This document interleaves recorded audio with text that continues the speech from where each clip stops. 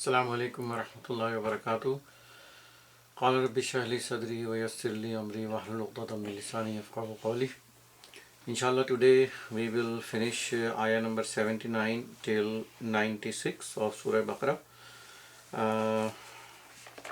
And we are continuing, and we have finished to the point where there is Allah subhanahu wa ta'ala explained the mischiefs of the ulama of Yahud and the punishment that Allah has given to them, and it is now continuing in this part of the surah 2.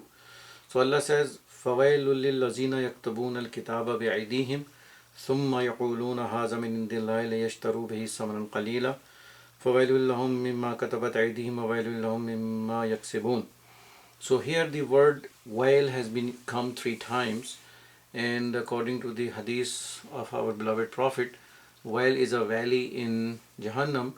That valley is so bad that even Jahannam asks protection from Allah subhanahu wa ta'ala for that valley's torment. So Allah says that kind of torment for those ulama of Yahud. So what they used to do, they change the ayat of Torah. They change the meaning of it, or they change the selection of it, and then they sell it for very cheap price. There is no price for Allah's ayat, but they sell it, and Allah is saying samanan qalila, very very small amount of money they sell those ayat. Then Allah says not only that,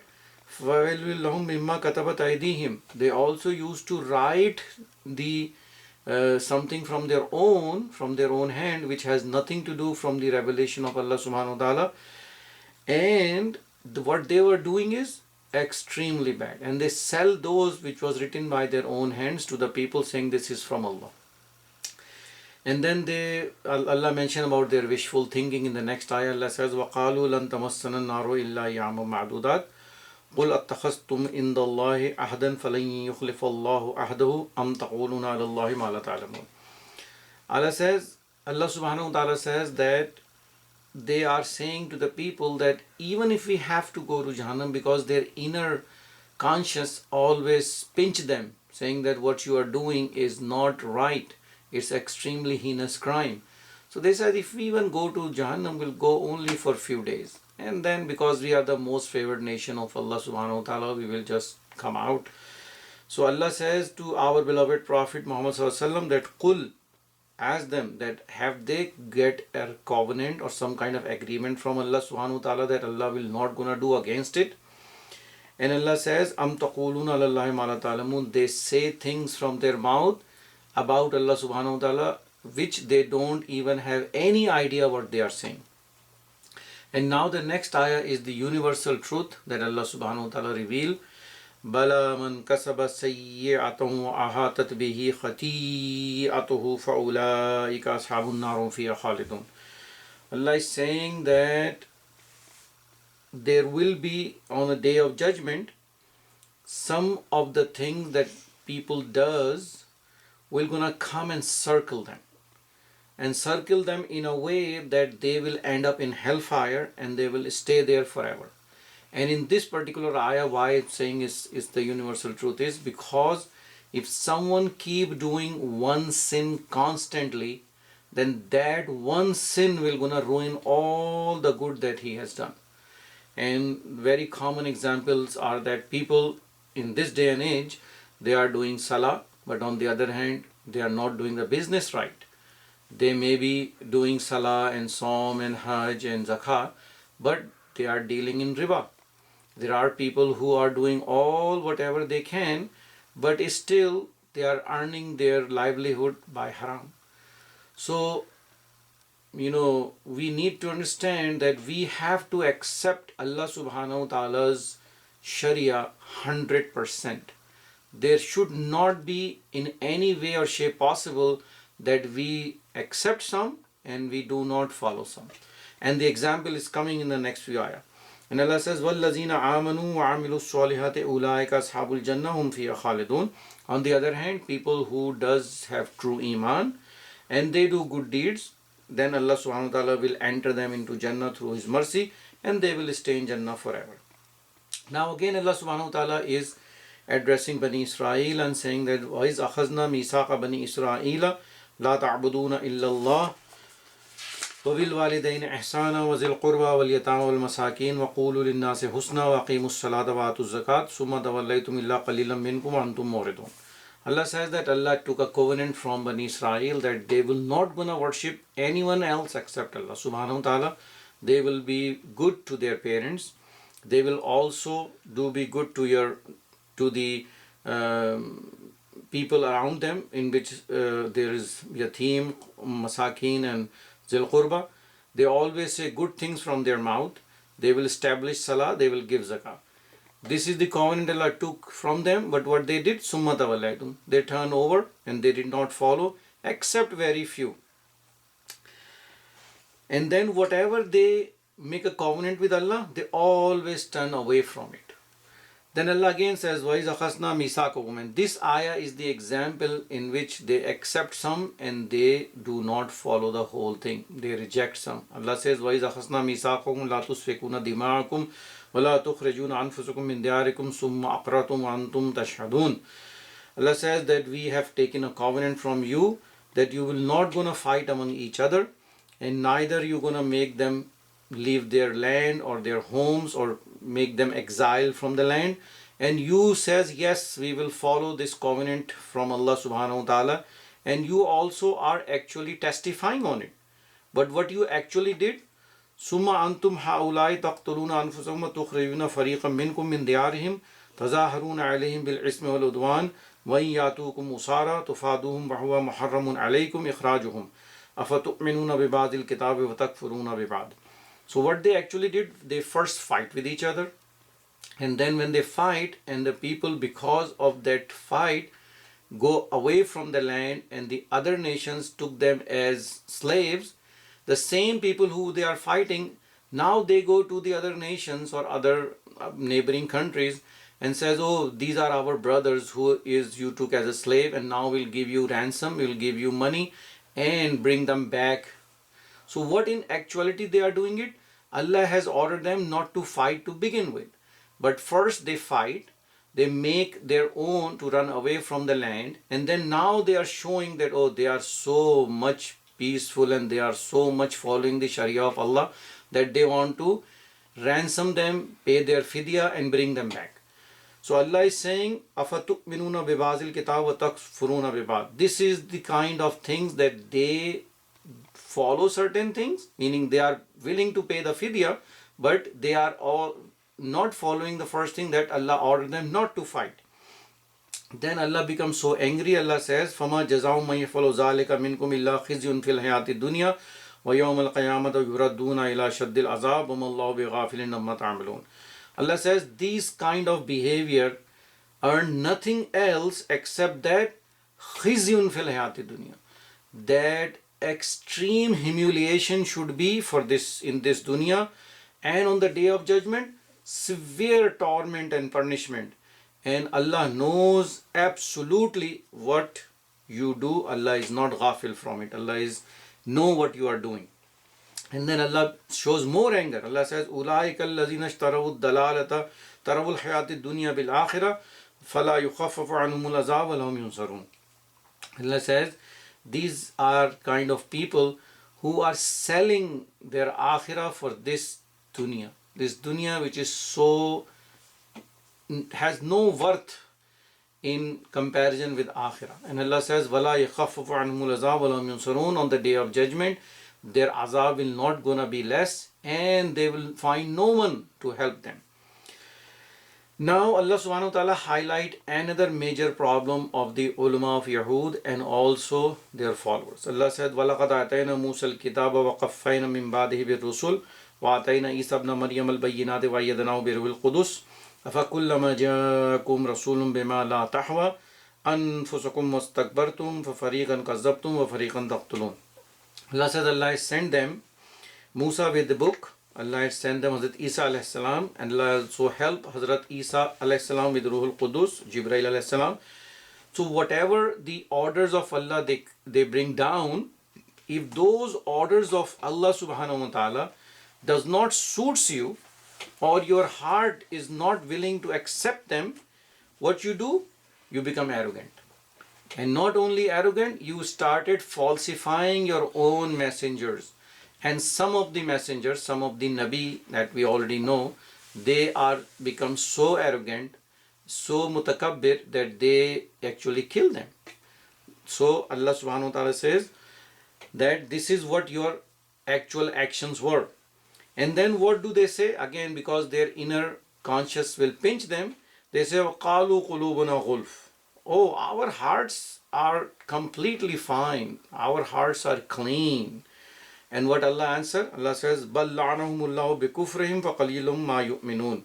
That Allah subhanahu wa ta'ala sent lana on you because of your action and your kufr, because you are not following the orders of Allah. But very few of them were the one who have actually iman. Now Allah subhanahu wa ta'ala is giving very detailed explanation now about the situation in which Muhammad Rasulullah was. Allah says, وَلَمَّا جَاءَهُمْ كِتَابٌ مِّنْ عِندِ اللَّهِ مُصَدِّقًا لِمَا مَعَهُمْ وَكَانُوا مِنْ قَبْلِ يَسْتَفْتِحُونَ عَلَى الَّذِينَ كَفَرُوا فَلَمَّا جَاءَهُمْ مَا عَرَفُوا كَفَرُوا بِهِ فَلَعْنَةُ اللَّهِ عَلَى الْكَافِرِينَ. So the word here in this ayah is arafu. Allah is saying that when the book, the Quran, comes to these people, and this Quran is also testifying their book, and they knew Muhammadur Rasulullah arafu. Arafu is meaning that you see someone's shade and you know who he is. They knew so much about Muhammadur Rasulullah, but instead of following and accepting Muhammadur Rasulullah, they did kafr. They did kufr. They falsify him. They did not bring iman on him. So what Allah says? Allah says, Lanatullahi al kafirin. Allah sent lana on these people who knew, and because they did not accept our Prophet, Allah says it's lana on you. And now Allah is giving the disease, the reason why they didn't accept, because Allah says, بَيْسَمَشْتَرَوْ بِهِ أَنفُسُهُمْ أَنْ يَكْفُرُوا بِمَا أَنزَلَ اللَّهُ بَغْيًا أن ينزل الله من فضله على من يشاء من عباده فباءوا بغضب على غضب وللكافرين عذاب مهين. The word kafirin, other same here used again. So Allah is giving the reason is baghyam. That means urge to dominate. They have this jealousy that how come the Risala has been taken out from Bani Ishaq to Bani Ismail. This jealousy was such that they were willing to ruin their akhirah. And that's what they did. Allah says that they sell their nafs. They sold their nafs for what? Baghyam bainahum. Just because of the jealousy and the arrogance they had. And Allah says it is Allah's fazl, that Allah, whoever wants to give, Allah will give risala, whoever Allah wants to give. And what they have done because of baghyam bainahum, they earn Allah's wrath, and Allah says their punishment is extreme on the day of judgment. Then Allah subhanahu wa ta'ala again highlighting the same kind of behavior that Allah has mentioned before in surah again. وَإِذَا قِيلَ لَهُمْ آمِنُوا بِمَا أَنزَلَ اللَّهُ قَالُوا نُؤْمِنُ بِمَا أُنزِلَ عَلَيْنَا وَيَكْفُرُونَ بِمَا وَرَعَهُ وَهُوَ الْحَقُّ مُصَدِّقًا لِمَا مَعَهُمْ قُلْ فَلِمَ تَقْتُلُونَ أَنْبِيَاءَ اللَّهِ مِنْ قَبْلِ إِن كُنتُم مُؤْمِنِينَ وَلَقَدْ جَاءَكُم مُوسَى بِالْبَيِّنَاتِ ثُمَّ اتَّخَذْتُمُ الْعِجْلَ مِنْ بَعْدِهِ وَأَنْتُمْ ظَالِمُونَ. Allah is saying that when people ask that why don't you bring iman on this book of Allah subhanahu wa ta'ala, they replied that they already have a iman on one book, which is Torah, and they will not gonna accept the other books. Although Torah is testifying about Quran and they knew it. And Allah is saying that if you already knew it, why you did such heinous crime that you actually killed the Anbiya. Although you are saying that you have iman on Torah. So if you have iman on Torah, you would not have killed the Anbiya of Allah subhanahu wa ta'ala. And then Allah says that Musa alayhi salam has bring down clear signs. After Musa alayhi salam bring clear signs, what they did? They started worshipping the calf. And they were actually the one who were transgressors. And they earned Allah's wrath. Then Allah subhanahu wa ta'ala again mentioned, وَإِذْ أَخَذْنَا مِيثَاقَكُمْ وَرَفَعْنَا فَوْقَكُمُ الطُّورَ خُذُوا مَا آتَيْنَاكُمْ بِقُوَّةٍ وَاسْمَعُوا. Allah subhanahu wa ta'ala hang on their heads the Mount Tur and says, hold this book, hold the book of Musa alayhi salam, and hold it with quwwah, and listen and obey. So what do they answer when Allah has said that? They says, قَالُوا سَمَعْنَا وَعَصَيْنَا وَأُشْرِبُوا فِي قُلُوبِهِمُ الْإِجْلَ بِكُفْرِهِمْ. So instead of saying قَالُوا سَمَعْنَا وَعَطَيْنَا, they says وَأَطَيْنَا وَأَصَيْنَا, which is meaning we listen but we will not gonna follow. And Allah is giving the reason why, because the love of that calf, the love of that calf that they were worshipping was so much in their heart that they cannot see the truth. Then Allah says, قُلْ بِسَمَا يَعْمُرُكُمْ بِهِ إِيمَانُكُمْ إِن كُنْتُم مُؤْمِنِينَ. So, O my beloved Prophet, you should say that whatever iman you have, that iman is not teaching you the truth. And you cannot be on truth when your iman is teaching you this. Then Allah subhanahu wa ta'ala give them a litmus test, that if this is the truth, this is what you do. Allah says, قُلْ إِن كَانَتْ لَكُمُ الدَّارُ الْآخِرَةِ عِنْدَ اللَّهِ خَالِصَةً مِّن دُونِ النَّاسِ فَتَمَنَّوُا الْمَوْتَ إِن كُنتُمْ صَادِقِينَ. Allah says, if you think that your iman is telling you the truth and you are mu'mineen when you are worshipping the calf, then why don't you wish for your death? Because your death will be the reward for you, because it will free you from all kinds of torment and you will be closer to Allah. Then Allah answers, Allah says, وَلَن يَتَمَنَّعُوا أَبَدًا بِمَا قَدَّمَتْ أَيْدِيهِمْ وَاللَّهُ عَلِيمٌ بِالظَّالِمِينَ. But they will never gonna wish for death because of their actions that their hands have done. All these mischiefs, all these transgressions, all these disobedience of Allah subhanahu wa ta'ala, they knew what they have done, so they will never gonna wish for that. And Allah knows who are truly transgressors.